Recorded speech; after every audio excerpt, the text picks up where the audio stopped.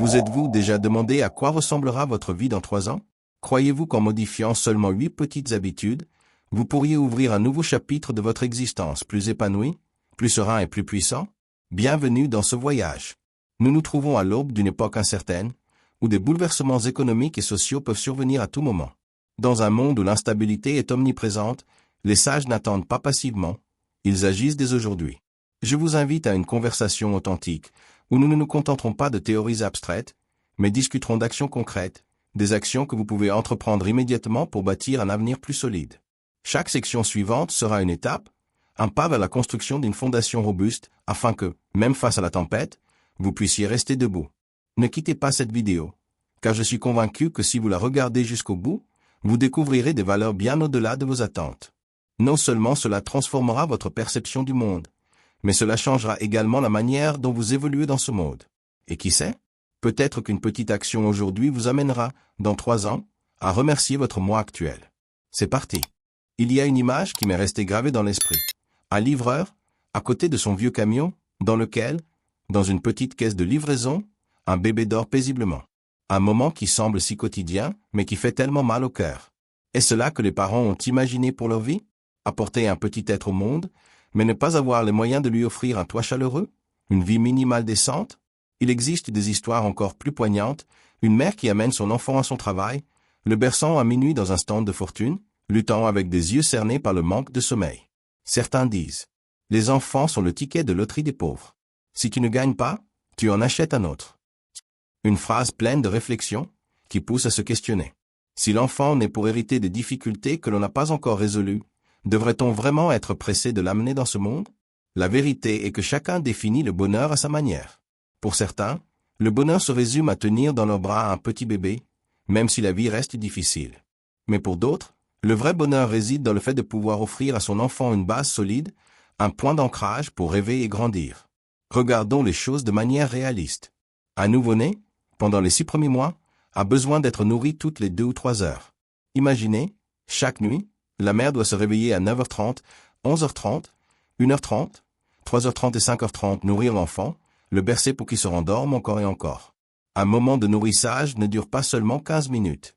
Cela peut durer 30 minutes pour nourrir, 30 minutes pour bercer, puis, avant même de pouvoir se reposer, il faut se relever encore une fois. Ce n'est pas juste un manque de sommeil. C'est une usure de la santé, une baisse d'énergie, des difficultés financières qui s'accumulent, des rêves mis de côté. Alors, ne laissez pas les pressions extérieures vous pousser à devenir parent avant que vous ne soyez prêt. Dans la vie de chacun, 20 ans, 25 ans, 30 ans, chaque étape ne se présente qu'une seule fois. Une décision hâtive pourrait vous priver de ces moments précieux. Si vous le pouvez, ayez un enfant lorsque vous êtes déjà préparé, financièrement et mentalement. Ainsi, vous offrirez à votre enfant un meilleur départ. Votre famille sera plus douce. Le bonheur ne sera plus dans des regards fatigués, mais dans de vrais sourires. Les adultes disent parfois, avoir un enfant, c'est s'habituer. Une fois qu'il grandit, ce sera plus facile. Mais, combien de fois vivons-nous nos 20 ans? Ne laissez pas les plus belles années de votre vie s'écouler sous le poids des préoccupations, alors que vous n'avez même pas eu l'occasion de vivre pleinement. Vivez des expériences. Apprenez. Admirez le monde avec des yeux encore pleins de lumière. Avoir un enfant n'est pas une bouée de sauvetage pour une vie perdue. Avoir un enfant est une promesse.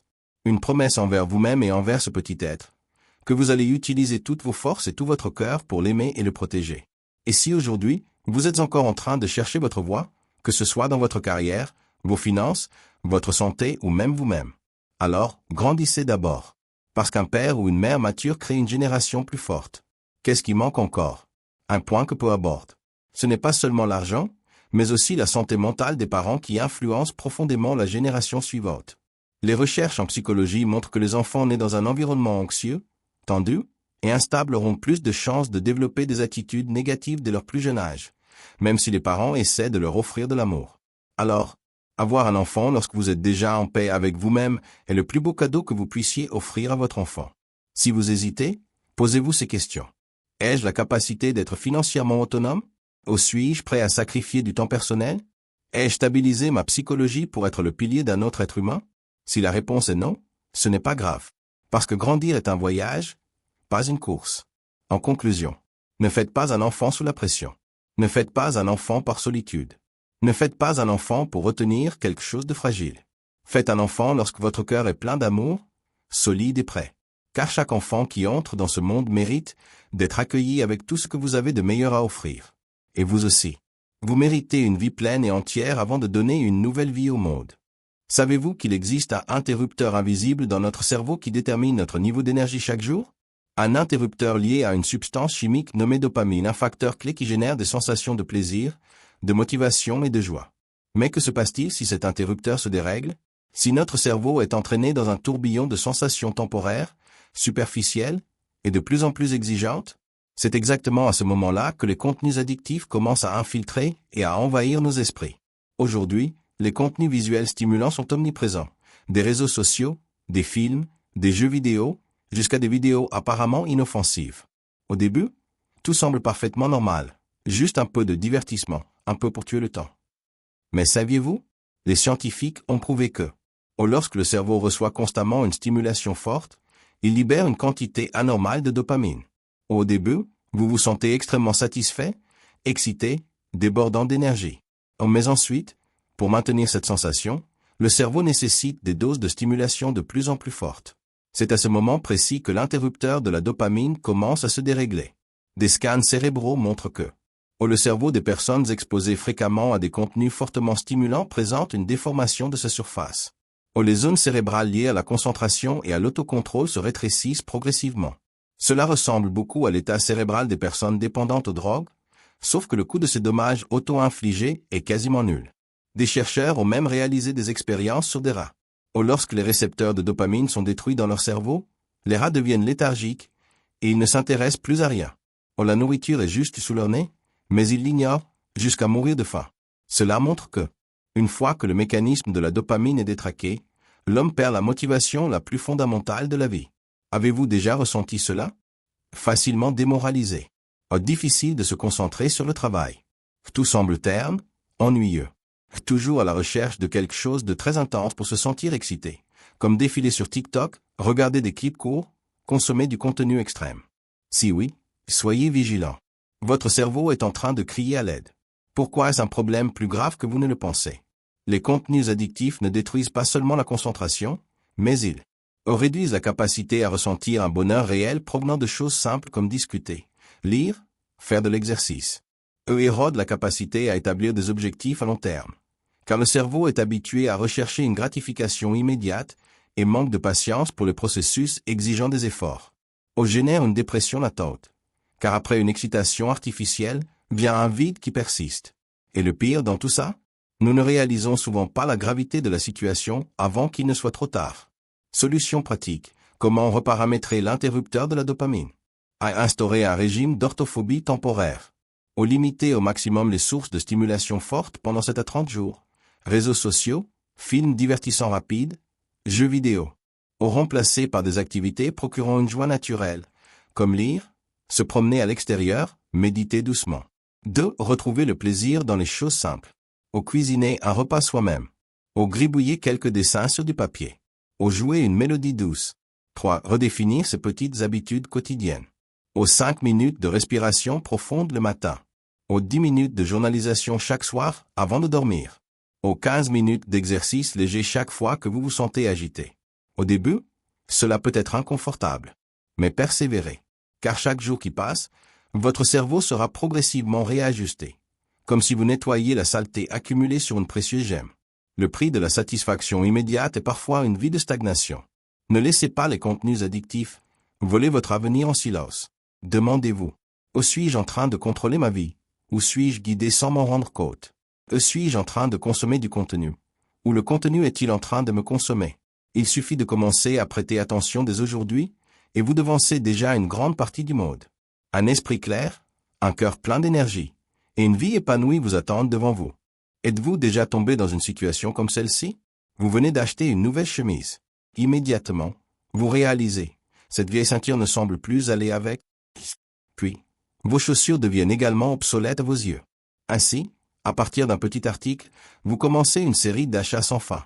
Ce n'est pas une coïncidence. C'est un effet psychologique appelé l'effet du cajot à oiseau.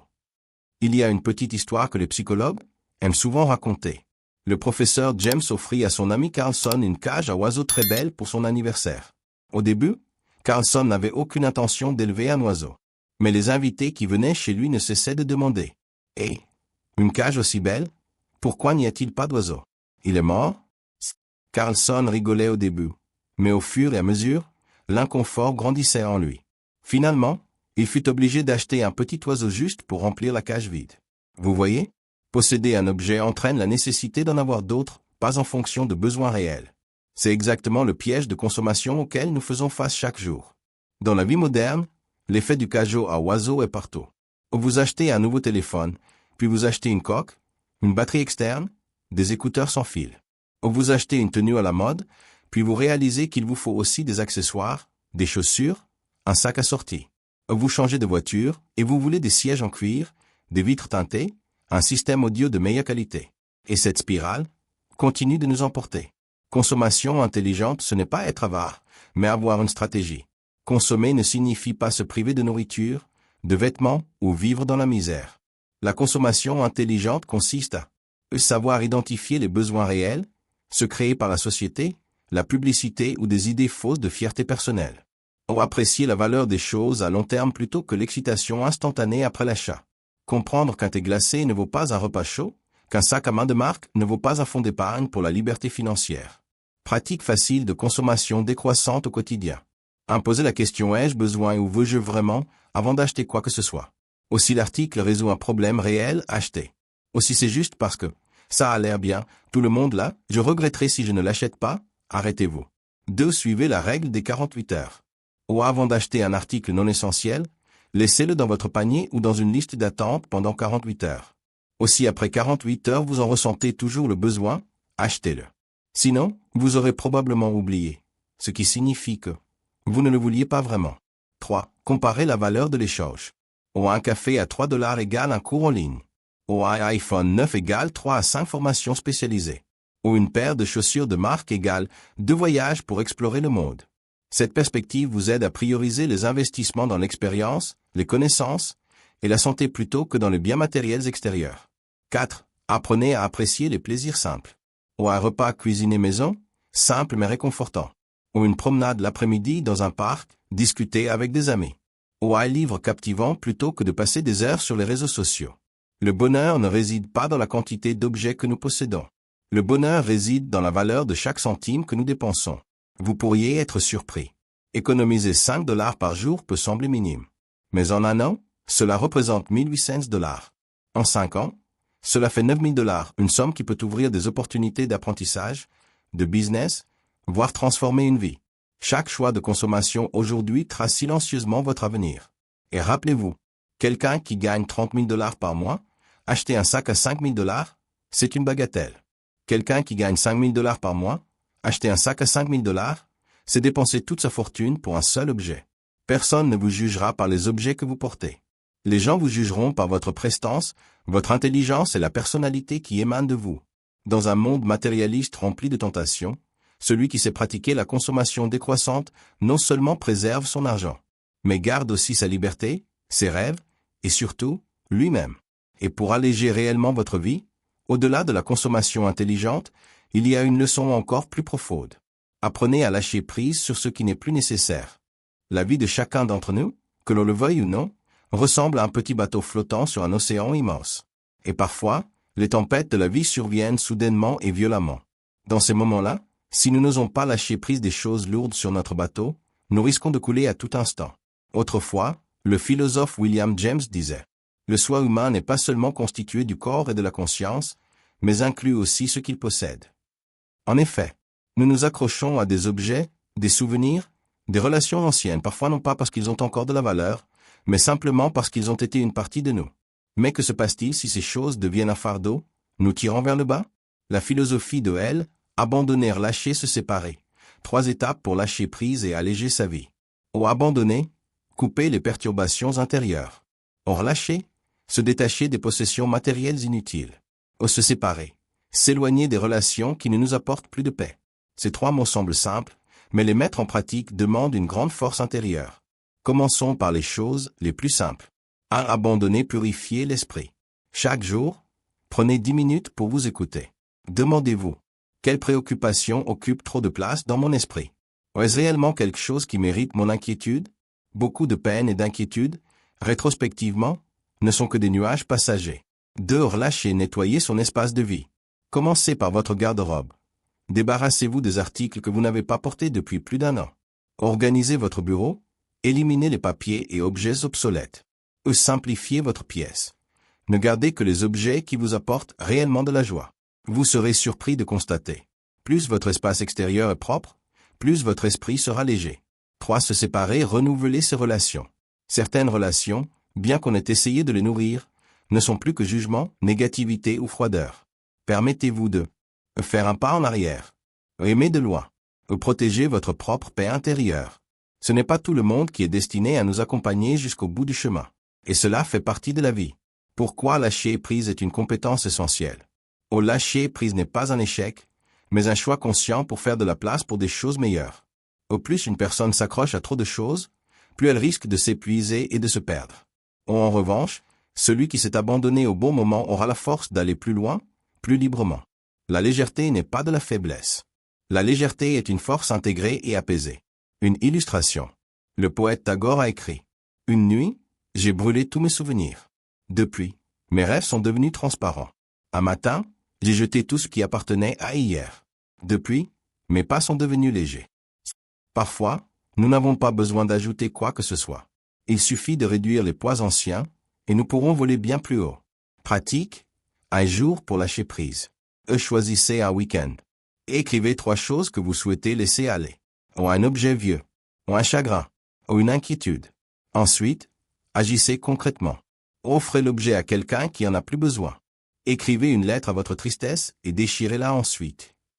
Remplacez l'inquiétude par une nouvelle action positive. Juste une journée.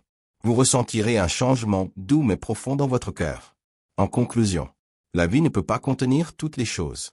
Mais la vie peut contenir les plus belles choses, si nous savons lâcher prise. Lâcher prise n'est pas perdre quelque chose. Lâcher prise, c'est faire de la place pour. Au plus d'espace pour respirer. Au plus d'énergie pour vivre. Au plus d'opportunités pour les belles choses qui attendent. Une fois que vous avez appris à lâcher prise des poids, il y a une autre leçon tout aussi importante. Ne laissez pas la cupidité des petites choses vous tirer toute votre vie vers le bas. Passons maintenant à la partie suivante. Ne vous laissez pas attirer par les gains minimes. Dans la vie, parfois, à cause de quelques petits avantages immédiats, on perd des valeurs bien plus importantes, voire son propre avenir. Il y a une histoire ancienne que l'on raconte souvent. Après leur mort, 2 hommes se présentèrent devant Dieu pour attendre leur jugement. Dieu leur demanda, « Vous préférez être servi par 10 000 personnes ou servir 10 000 personnes vous-même » Le premier répondit immédiatement, « Je veux être servi. » Le second sourit et dit, « J'ai choisi de servir les autres. » Le résultat fut que la première personne renaquit sous la forme d'un mendiant, vivant toute sa vie des aumônes. Quant au second, il devint un fonctionnaire intègre, aidant le peuple pendant toute sa vie. Cette histoire simple nous enseigne une leçon profonde. Celui qui est avide des petits gains finit par perdre toute une vie. Celui qui s'est donné récolte des bénédictions durables. Car un destin heureux ne dépend pas du hasard, il est forgé à travers les choix, les pensées et les actions que nous faisons chaque jour. Les petits gains, bien que semblant inoffensifs, sont extrêmement dangereux. Tricher un peu dans le travail, en pensant personne ne saura, mais perdre la confiance à jamais. Chercher à obtenir un avantage dans une petite transaction, mais perdre l'opportunité de partenariat à long terme. Profiter d'une faille chez quelqu'un, mais laisser une cicatrice dans son cœur qui sera difficile à guérir. Vous pouvez gagner aujourd'hui, mais perdre toute une vie. Pourquoi ceux qui cherchent de petits gains restent-ils toujours pauvres? Vision à court terme. Ces personnes ne voient que ce qui est devant elles, sans envisager le futur. Elles ne voient que le petit appât, mais ne réalisent pas la forêt d'opportunités qui se trouve devant elles. 2. Perte de crédibilité personnelle. Une fois que l'honneur est terni, même pour un petit acte, il est très difficile de regagner la confiance des autres. 3. Manque d'investissement à long terme. Elles veulent des gains immédiats, des résultats rapides, et négligent d'apprendre, de s'exercer, de construire une véritable valeur. 4. Isolement. Les autres commencent à s'éloigner, et les grandes opportunités ne se présentent jamais. Illustration, l'employé et les gousses d'ail. Un ami à moi avait embauché une femme de ménage. Elle travaillait très dur, mais avait une petite habitude. Elle prenait discrètement quelques gousses d'ail, un peu d'oignon du placard. Ces objets n'avaient pas beaucoup de valeur. Mais le problème, c'est que cette habitude secrète a fait perdre toute confiance à mon ami. Il lui avait gentiment dit. Si tu as besoin de quelque chose, dis-le. Je suis prêt à partager. Mais la femme de ménage continua cette habitude. Finalement, malgré l'effort et l'attachement qu'il avait pour elle, il fut obligé de la licencier. À cause de quelques gousses d'ail, elle perdit un travail honnête, un revenu stable et un employeur bienveillant. Ce n'était plus une question d'argent. C'était une question de confiance, une chose très difficile à acheter à nouveau, quel qu'en soit le prix. Comment éviter de tomber dans le piège des petits gains? Demandez-vous, quelle est la valeur à long terme? Avant chaque décision, regardez au-delà du gain immédiat. Demandez-vous, est-ce que cela affecte ma réputation, mon caractère? 2. Choisissez de préserver votre crédibilité plutôt que de profiter des petits gains. Priorisez votre honneur plutôt que des profits insignifiants. 3. Investissez dans l'avenir au lieu de vous concentrer uniquement sur le présent. Prenez le temps d'apprendre, de construire des relations positives. Croyez que semer la bonté aujourd'hui vous apportera de meilleurs fruits demain. 4. Soyez reconnaissant et généreux. Plutôt que de chercher à prendre, donnez activement. Celui qui donne avec un cœur sincère recevra des opportunités plus grandes en retour. En conclusion, il y a des choses que nous croyons être malignes lorsque nous nous disputons pour elles, mais qui, en réalité, se révèlent être idiotes à long terme. Certains gains semblent indispensables, mais le prix à payer peut être la confiance, les relations, voire l'avenir. Celui qui est vraiment sage est celui qui sait lâcher les petits gains pour atteindre de plus grandes récompenses. Celui qui est vraiment fort est celui qui ose vivre de manière honnête, même si cela implique de faire des sacrifices à court terme. Car dans le jeu, à long terme de la vie, la crédibilité, la confiance et le caractère sont les biens les plus précieux. Savoir éviter les petits gains n'est que le début. Si vous voulez aller plus loin, il vous faudra encore un autre atout. C'est la persévérance, la détermination à aller de l'avant, même lorsque les choses deviennent les plus difficiles. Passons à la prochaine étape. Efforcez-vous un peu plus. Vous verrez, parfois il suffit de faire un petit effort, de croire un peu plus, et le monde entier peut changer. Avez-vous déjà ressenti cela? Vous avez beaucoup travaillé, versé votre sueur, versé des larmes, mais les résultats ne sont toujours pas là. Vous vous demandez, dois-je abandonner? Ai-je pris le mauvais chemin? Si vous êtes à ce croisement, écoutez cette histoire. Autrefois, 2 fourmis tombèrent dans un verre en verre transparent. Le verre était lisse et sans issue, seule l'ouverture du verre était un possible échappatoire. Les 2 fourmis tentèrent de grimper, mais à chaque fois qu'elles grimpaient de quelques pas, elles redescendaient.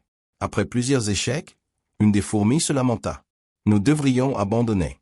Peu importe combien nous essayons, ça ne mène à rien. L'autre fourmi, bien que fatiguée, encouragea. Nous sommes presque arrivés. Un peu plus d'effort et nous y serons. Et elle persista à grimper. Même en tombant, ressentant la douleur, découragée, elle ne s'arrêta pas. Finalement, grâce à cette persévérance, elle atteignit l'ouverture du verre, en sortit et retrouva sa liberté. L'autre fourmi la regarda depuis l'intérieur du verre, admirative et pleine de regrets. La leçon simple mais profonde. La frontière entre le succès et l'échec se trouve parfois à un seul effort de plus. Les moments les plus difficiles sont souvent les moments où vous êtes le plus proche du but. Pourquoi les gens abandonnent-ils trop tôt? L'épuisement mental accumulé, plus vous essayez sans voir de résultats, plus il devient facile de se décourager. Au manque de patience, le monde d'aujourd'hui pousse à la satisfaction immédiate. Les gens oublient que les grandes valeurs nécessitent du temps pour germer. Se comparer aux autres, voir les autres réussir rapidement peut générer de la confusion et de l'insécurité. Mais la course de chacun est unique.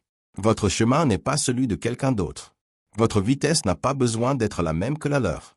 Comment efforcer un peu plus? Divisez vos objectifs. Ne tentez pas de gravir toute la montagne en une seule fois. Concentrez-vous simplement sur l'étape du jour. Aujourd'hui, je vais avancer d'un pas. 2. Rappelez-vous pourquoi vous avez commencé. Lorsque vous vous sentez prêt à abandonner, souvenez-vous de pourquoi ai-je commencé ce voyage. 3. Imaginez le moment du succès. Visualisez la joie que vous ressentirez lorsque vous surmonterez vos difficultés. Laissez cette image vous motiver dans les moments de fatigue. 4. Permettez-vous de vous reposer, mais ne renoncez pas. Si vous êtes fatigué, reposez-vous, mais ne renoncez pas. Comme un ruisseau, il y a des moments de calme pour se préparer à une plus grande force. Une autre histoire, le dernier épi de maïs. Une vieille femme cultivait un grand champ de maïs. Parmi les centaines d'épis de maïs, il y en avait un particulièrement grand et beau, plein de confiance en lui. Cet épi pensait, « La vieille femme va me récolter en premier. » Mais étrangement, au moment de la récolte, la vieille femme cueillit les autres épis un par un et laissa celui-ci. Jour après jour, l'épi se fanait, plein de déceptions. Un jour, enfin, la vieille femme le cueillit et sourit en disant « C'est le meilleur épi de maïs. Je vais le garder pour la saison suivante. » Le message à retenir. Peut-être que vous vous sentez ignoré, oublié. Peut-être que vous pensez que vos efforts ne sont pas reconnus. Mais ne vous découragez pas. Le véritable succès prend du temps pour mûrir. La vraie valeur nécessite de la patience pour être reconnue. Vous n'êtes pas oublié. Vous êtes juste gardé pour une mission plus grande. En résumé, lorsque vous pensez que vous ne pouvez plus continuer, c'est à ce moment précis que vous devez faire un pas de plus. Lorsque tout semble sombre, c'est justement à ce moment-là que l'aube commence à poindre. Croyez en cela. Chaque goutte de sueur aujourd'hui est une graine qui fleurira demain. Chaque fois que vous surmontez la lassitude, vous vous rapprochez un peu plus de la vie de vos rêves. Il ne vous manque qu'un peu plus d'effort. Le succès vous attend juste au-delà de cet ultime effort. Après avoir appris la persévérance, il vous faut une autre source de puissance, la connaissance. C'est pourquoi la prochaine étape vous révélera un secret extrêmement simple mais puissant. Commencez à lire des livres. Lire ne sert pas seulement à enrichir vos connaissances, mais aussi à éclairer votre esprit et à élargir votre monde intérieur. Continuons à avancer. Vous êtes-vous déjà demandé pourquoi certaines personnes, avec seulement une phrase ou un regard, parviennent à inspirer le respect des autres? La réponse réside ici. La connaissance nourrit silencieusement le charisme. Et lire des livres, c'est le chemin le plus court pour semer la connaissance dans votre esprit. Un jour, un jeune garçon demanda à son grand-père, « Grand-père, je lis beaucoup de livres, mais je les oublie ensuite. Alors, à quoi ça sert de lire ?» Le vieux monsieur sourit, sans répondre immédiatement, et lui donna un vieux panier en osier. « Va porter ce panier au fleuve et rapporte de l'eau pour moi. » Le garçon obéit. Encore et encore, l'eau s'écoulait du panier, aucun liquide ne restait dedans. Finalement, découragé, il s'exclama. « Ce panier ne peut pas contenir d'eau. » Le vieil homme répondit avec douceur. « C'est vrai, mais regarde le panier. » Le garçon baissa les yeux et s'étonna de voir. Le panier, qui était couvert de saleté, était désormais propre et brillant. Leçon simple mais profonde. Même si vous ne pouvez pas tout retenir de ce que vous lisez. Chaque livre, chaque ligne, nettoie silencieusement les anciennes limitations dans votre esprit. Ils ne se contentent pas de fournir des connaissances. Ils nourrissent votre manière de voir le monde. Ils enrichissent votre langage, approfondissent votre réflexion et élargissent votre cœur. Pourquoi lire des livres? Même si vous ne voyez pas immédiatement les effets. Lire des livres vous aide à penser plus clairement. Face à des décisions importantes, les lecteurs de livres sont capables d'analyser et de raisonner plus profondément. 2. Lire des livres élargit les horizons de votre esprit. Plutôt que de vivre dans le petit puits de vos expériences personnelles, vous pouvez explorer les océans infinis de la connaissance. 3. Lire des livres nourrit la patience et la profondeur intérieure. Contrairement au monde numérique, où un simple swipe suffit pour se divertir, lire un livre demande de la concentration et de la persévérance, des qualités précieuses dans le monde moderne. Comment commencer à adopter facilement l'habitude de lire? Ne vous forcez pas à lire des livres difficiles dès le début. Choisissez des livres légers, intéressants, adaptés à vos goûts. 2. Fixez-vous des objectifs modestes. Lisez juste 5 pages par jour. Ou lisez pendant 10 minutes avant de dormir. 3. Créez un coin lecture que vous aimez. Un fauteuil confortable, une lumière douce et chaude, une tasse de thé chaud pour rendre la lecture agréable. 4. Préférez lire des livres papier plutôt que sur votre téléphone. Le fait de tourner chaque page et de sentir l'odeur du papier vous connecte plus profondément à la connaissance. 5. Partagez ce que vous avez appris. Écrivez un court extrait, une citation inspirante pour faire pénétrer la connaissance plus profondément en vous. Illustration, l'état d'esprit du verre vide. Un jour, un professeur d'université rendit visite à un maître zen renommé pour apprendre la méditation. Dès qu'il s'assit, il commença à parler sans fin de ses connaissances. Philosophie, science, religion. Le maître zen se contenta de verser du thé. Il versa sans cesse, jusqu'à ce que le thé déborde du verre. Le professeur, paniqué, dit « Maître, le thé déborde. Ne versez plus. » Le maître zen sourit et répondit « Vous êtes comme ce verre. Votre esprit est déjà plein. Comment puis-je vous enseigner quoi que ce soit ?» Leçon profonde. Le verre vide peut contenir plus d'eau. Un esprit humble peut recevoir davantage de connaissances. Lire des livres, en réalité, ce n'est pas seulement emmagasiner de la connaissance. Lire des livres est aussi un moyen de cultiver l'état d'esprit. Au savoir écouter. Au savoir se remettre en question. Au savoir accueillir de nouvelles idées. En résumé, lire des livres ne sert pas à se vanter devant le monde. Lire des livres, c'est pour vivre de manière plus profonde, plus claire et plus belle dans votre propre vie. Oh, la connaissance ne doit pas être exhibée. La véritable connaissance se manifeste dans le regard, dans le sourire, dans chaque parole et chaque action bienveillante. Chaque page que vous lisez aujourd'hui est une brique construisant le pont vers une version améliorée de vous-même demain. Lire des livres plante les graines de l'intelligence. Mais pour que cette intelligence se transforme en véritable puissance, vous devez cultiver l'autoconscience et la discipline. La prochaine étape vous dévoilera une habitude simple mais extrêmement puissante. Commencez à tenir un journal. Un voyage fascinant à la découverte de votre moi intérieur vous attend. Si la lecture vous aide à voir le monde, écrire un journal vous aide à regarder en vous-même. Un jour, lors d'une vente aux enchères célèbre, le fondateur de Microsoft, Bill Gates, a dépensé plus de 30 millions de dollars pour acquérir un journal très spécial. Le journal de Léonard de Vinci, le plus grand génie de la Renaissance. Ce journal, composé de 13 000 pages, renferme des idées, des découvertes, des réflexions qui n'avaient jamais été rendues publiques. Ce n'est pas parce que ces pages étaient en or. Ce n'est pas non plus à cause des mots magiques qu'elles contiennent, mais parce qu'il abrite l'esprit de curiosité, de recherche et de discipline de l'auto-examen, des qualités qui ont forgé un génie. Écrire un journal, un petit geste, une grande puissance. Lorsque vous écrivez dans un journal, vous apprenez à communiquer avec vous-même, ou vous identifiez vos points forts à exploiter. Vous reconnaissez vos faiblesses à corriger. Vous développez peu à peu une sincérité envers vous-même, ce qui est extrêmement précieux dans ce monde bruyant. Histoire réelle, Zheng Guofeng et son chemin de discipline personnelle.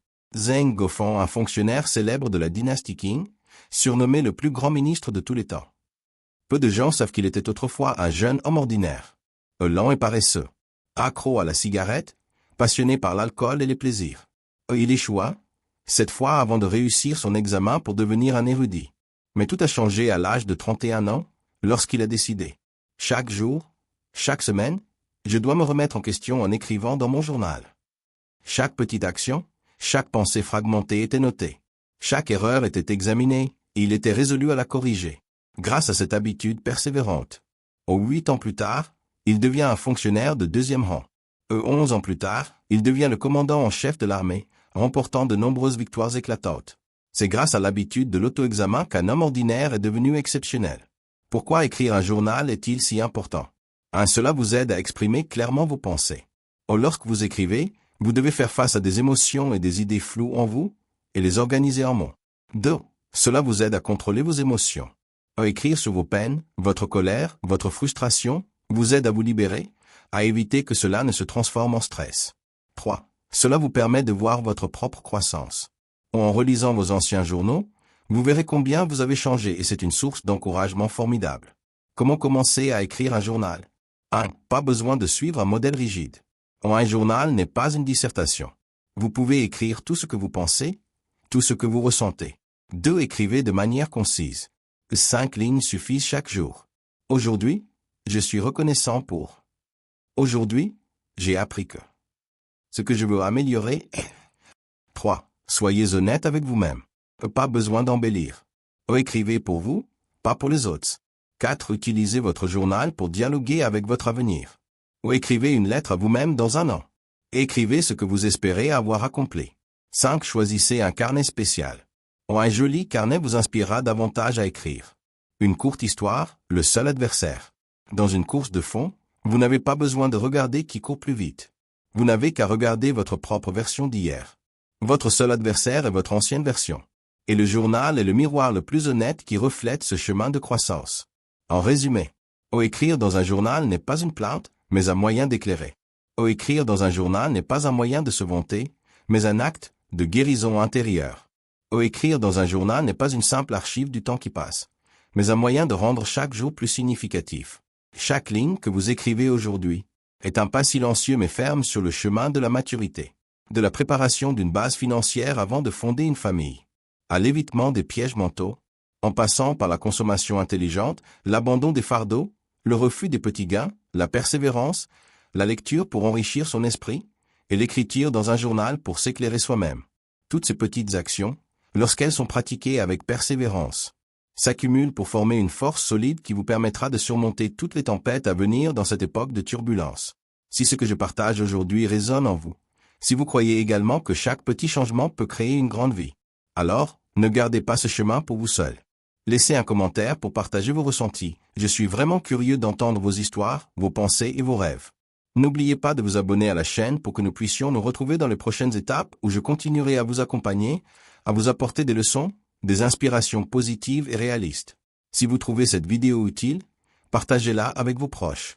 Peut-être qu'avec un simple partage, vous semez une graine de changement dans la vie de quelqu'un. Et rappelez-vous, un petit acte aujourd'hui peut être un miracle pour demain. Merci d'avoir pris le temps de regarder. À bientôt dans les prochaines vidéos.